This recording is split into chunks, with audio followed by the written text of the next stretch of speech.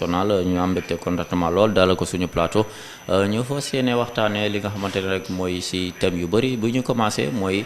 wàllum en tant que député tey gis nañ vraiment bi nga faloo ba léegi ça fait presque plus de 2 ans wala presque 2 ans yaa ngi def ay tournée yu bëree yu ci biir surtout monde rural bi man nag moo intéressé ma lool bëgg naa nga ñëwaat ci un peu en long et en large lu tax taxawaay boobu ak lan nga ci fas yéene.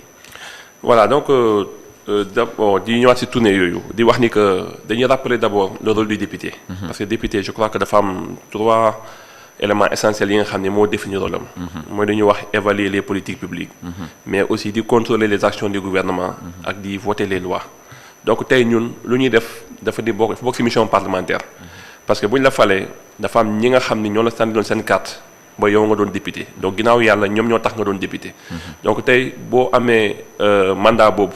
dafa di yoon ngay delluwaat ci askan boobu. pour mën a xam nu ñu toogee nu ñuy dundee mais aussi di xam seen ay jafe-jafe parce que balaa ngay dem jooy problème mu nit ki. na nga xam en réalité luy problème am. donc moo tax ñun démarche boobu lañ jël loolu lañ adopté que tout le temps bu ñu nekkee à Tamba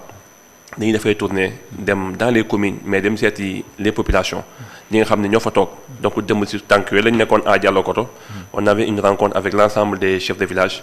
voilà bu ñu demee waxtaan ak ñoom xam un peu seen i jafe-jafe. comme tout le temps lu ñu rappelé rek le député il n'a pas la possibilité régler seeni problème séance tenante moom mënul def dara du defar tali du defar école mais néanmoins mën na jotali seeni baat donc bu ñu demee suñu mission c'est comme ça que ça se passe bu ñu demee dañuy waxtaan ak ñoom saafante ak ñoom xam seeni ay jafe-jafe yeggali ko au niveau du gouvernement donc gannaaw loolu aussi on fait beaucoup de questions écrites yi nga xam ni on voit d'ailleurs les résultats saa yu ñu envoyé ministres yi dañoo am un délai pour nous répondre dans le règlement intérieur de l'Assemblée nationale ils ont 10 jours. donc ci question écrite yooyu noonu est-ce que mën nga ñu wax ñaata question écrite nga dugal ak ci yan domaine la concerné depuis. voilà donc bu ñu defee solde bi en fin décembre. on était pratiquement à 73 questions écrites. yi nga xam ne defoon nañ ko. sans compter yu dugg ci biir ci at bi. donc questions écrites yooyu mën naa ni on a touché pratiquement tous les domaines boo xoolee. lii di éducation def nañ ci ay questions écrites. donc boo xoolee wàllum hydraulique ndox bi parce que mooy problème bu gën a fréquent à Tamba boo demee ci yenn dëkk yi da ngay fekk ni que souvent forage yi dafa yàqu donc souvent dañuy interpeller le ministre à ce que ñu réparé seen forage te souvent aussi dañuy wuyu vraiment aussi ñu ngi remercier gouvernement bi ci seen pragmatisme saa ñu leen bu leen envoyé question écrite souvent dinañ envoyé technicien pour régler seen i problème mais aussi domaine électrification bi ñu ngi ciy wax lu bëri parce que tey jii boo nekkee ay dëkk yu mel ni Tamba ñun on a le minimum tey di nga am courant di nga am ndox mais biir Tamba sax am na quartier yooyu dem tey da ngay fekk amuñu courant amuñu ndox finalement ça devient un luxe te ku xam ndox xam courant xam nga ne du luxe nécessité la donc pour man c'est le minimum qu'on doit donner aux populations donc souvent suñu question écrite day dem si domaine yooyu aussi mais aussi dañu question écrite souvent aussi si li wàllum emploi ay yu mel noonu mais suñu combat bu ñu gën a nekk mooy équité territoriale parce que lu ñu constaté woon auparavant mooy dafa am des régions yi xam ni elles sont oubliées. surtout elles sont oubliées voilà Tamba ci la bokk. donc Tamba ci la bokk te am na région yu bëri xam ne loolu la ñuy dund. dañoo fàtte ci lu bëri. donc ñu jàpp ne que ñun en réalité on doit se battre pour que am équité territoriale bi nga xam ni lu waaye di am Dakar. ku dëkk Tamba na ko am. ku dëkk Tamba lu muy am. ku nekk à Fouta na ko am. parce que on est tous des Sénégalais on a les mêmes devoirs on a les mêmes droits. donc en réalité suñu démarche si loolu lañ ko accès donc question équité mën naa la wax ni que on a presque touché lépp li nga xam ni nit yaa ngi koy wër te souvent aussi suñu question équité il faut rappeler que ça vient des populations. surtout ñoom ñoo ñuy interpeller wax ñu ay seen ay jafe-jafe souvent ñi ñoo seet si leen constater toog ak ñoom def question équité envers ko gouvernement bi.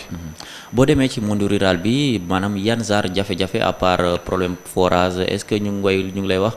problème ndox wala des fois damay gis sax yaa ngi rencontrer ay sinistrés yoo xamante ne dañoo am ay yàqu-yàqu yu bëri surtout après récolte yi est-ce que ñoom tamit ñu ngi comprendre sa rôle mooy du yow yaay faj yow da nga mën a juste revendiquer wala maanaam interpeller les autorités compétentes pour ñu mën a régler situation bi. effectivement lu jëm ci sinistrés yi surtout en matière d'incendie c'est vrai que dem nañ seet suñu bëri mais loolu aussi il est bon à rappeler que ñun bu ñu dem en tant que député on vient d'abord pour apporter suñu soutien moral. bi nga xam ni en tant que citoyen ak citoyen bi nga xam ni tey bu dul woon sax député bu nit amee lakk-lakk yaakaar naa ni en communauté dañ lay ñëw seet si xool ni nga toogee ñi masaw la donc ñun bu ñu nekkee Tamba souvent bu ñu ko déggee dinañ daw dem xool ni ki nu mu toogee loolu mën naa ne du député bi dafay ñëw andi benn aide ou bien benn apport automatiquement mais suñu ñëwee tamit aussi dinañ xool lan moo waral lakk-lakk bi est-ce que état mën na ci def ay prévention est-ce que état mën na ci def ay jéego ñun partie boobu dinañ ko yeggalee ko te souvent lu ñu constaté on l'a fait dans nos questions écrites mooy ni que benn caserne sapeur-pompier moo am ci biir département bi ñu jàpp ni que dans les communes on doit avoir des casernes de sapeurs-pompiers loolu on a fait des questions écrites partout pour que lu mel ni Missirah nekk commune bu rëy Maka Koulibantang une commune avec plus de presque 146 à 148 villages donc ñooñu tey dañoo sori Tamba bu ñu amee làkk-làkk balaa ooy fore di yeeg souvent day nekk ay jafe-jafe voilà moo tax ñiy dem donc ba si mujj bi rek mooy entrepreneur Bala Sissoko lañ demoon seeti à Missirah mu nekk vraiment un immigré bi nga xam ni jàmbaar la nekk Europe mais il pense à rentrer au Sénégal di entreprendre donc yore tool bi nga xam ni voilà tool bu mag la vraiment bi nga xam ni tout est parti en feu te bu ñu xoolee on a vu que il y a des problèmes de sécurité parce que peut-être on pense même que nit moo ko def donc s'il y a aussi des postes de gendarmerie yenn dëkk yi ou bien des agents un peu partout mën nañ peut-être voilà prévenir yu mel noonu donc mooy suñu tànk moo tax ñi dem seesi ñu am ay làkk-làkk en tout cas pour mën a comprendre ce qui se passe ak aussi demander à l'État un peu muy prévenir yu mel noonu. d'accord ñu ñëwaat fii ci commune bu Tambacounda surtout ci ba tey ci question écrite yi tey Tamba mu ngi jànkonteel ay jafe-jafe yu bëri rawatina sànq wax nga ko wàllum dëkkuwaay ak ndox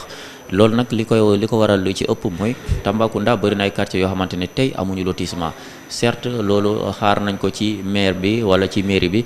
mais tey en tant que député est-ce que mun nga yaa ngi porter combat boobu noonu espérant que xëy na yow sa kàddu bu jógee ci kaw maanaam solution bi mun naa jóge ci kaw parce que ñu bëri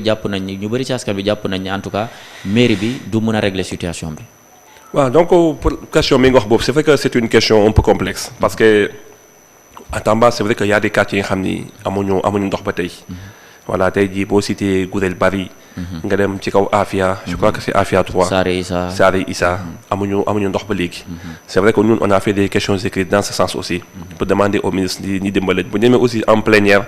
on l'avait dit au ministre on a même cité ces quartiers pour ñu dimbale leen voilà donc comme ni nga ko waxee c'est vrai que boo jëlee problème yooyu souvent problème lotissement bokk na ci mais pour man c'est pas un frein tey jii boo xoolee courant bi dugg na ay quartiers yi nga xam ne c'est pas loti donc man je vais demander aussi waa Sen'Eau ñi def encore des efforts tey état bu amee volonté lu mu bëgg a def rek mën na ko def donc il faut aider ces populations bu mu doon frein ñi ne lii moo tax mënuñu am lii les questions de lotissement bi c'est un droit vraiment li nga xam ni loolu yaakaar naa commune bi daf ci war a accélérer te du ma jël faute bi imputé ko tey ci maire bu tey bi mais je dirais que dafa yàgg fi surtout waaw on a longtemps traîné les lotissements dem na ba situation bi gën a compliqué parce que d'ailleurs loolu bokk na ci tey boo gisee dañu tabax lycée bu mag fële ca Gourel Diadié mais mënuñu ko exploiter à 100% parce que accessibilité bi dafa jafe effectivement donc je crois que ça il faut que le maire mu accélérer ce projet c'est vrai que à Tambacounda on est assis sur un titre foncier bi nga xam ni c'est géré par le receveur des domaines voilà bi nga xam ni tey moom mooy responsable titre foncier bi mais toujours moom ak mairie bi je crois que bu ñu joxantee loxo on peut le faire te on a vu depuis quelques années quand même ils sont en train de faire des efforts ñu ngi def ay lotissement c'est vrai que ils ont fait lotissement yi xam ne jox nañ ay nit terrain mais pour man le plus important c'est de régulariser ñi nga xam ne ñoo dëkk ba noppi parce que lotissement yi fi souvent c'est des quartiers yi nga xam ne kenn dëkk gu fa donc terrain yooyu dañ koy jël may ko ay nit ce qui est déjà bien vraiment quelque chose xam ne il faut le saluer mais vraiment aussi ñi wax leen nañu régulariser ñi nga xam ne ñi ngi fay toog te loolu mairie ak domaine ñoo ko mën a def parce que bu ñu ko deful dañuy handicaper population bi d'accord ñu dem fële ci Assemblée nationale maintenant